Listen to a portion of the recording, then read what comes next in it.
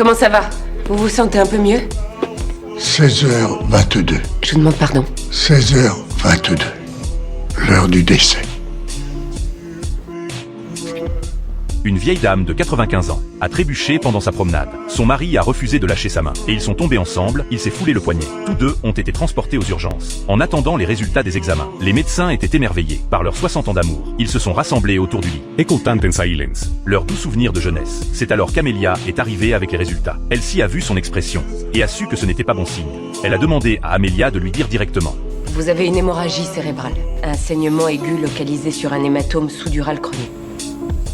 Oh, Seigneur. Elsie, l'hémorragie va continuer à progresser. Elle pourrait devenir dramatique à tout moment. Je pourrais faire une craniotomie et drainer l'hématome.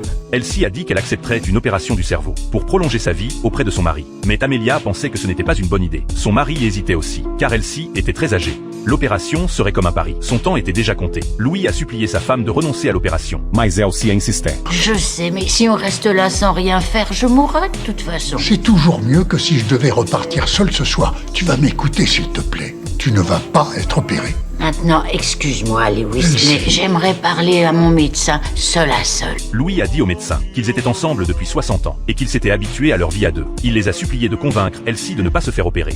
Dr Klatch, j'ai peur que vous ne surviviez pas à l'opération. En se fondant seulement sur votre âge, ça pourrait vous tuer. Ou ça pourrait me faire vivre encore un peu. J'ai besoin de plus de temps. J'ai besoin de temps pour lui apprendre à se débrouiller tout seul. Je veux également passer encore un peu de temps avec lui. Vous croyez que 60 années, c'est déjà trop?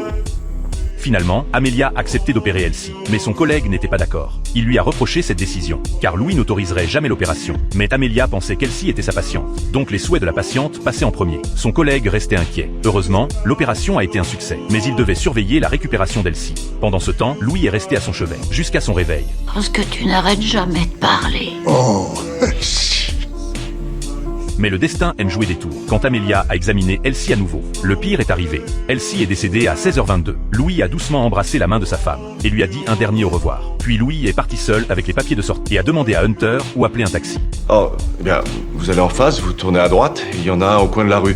Mais, Dr Klatch, s'il vous plaît, laissez-moi vous en appeler. Non, je crois qu'il faut que je sache me débrouiller tout seul. Allez, j'y vais. Oh, c'est pour vous.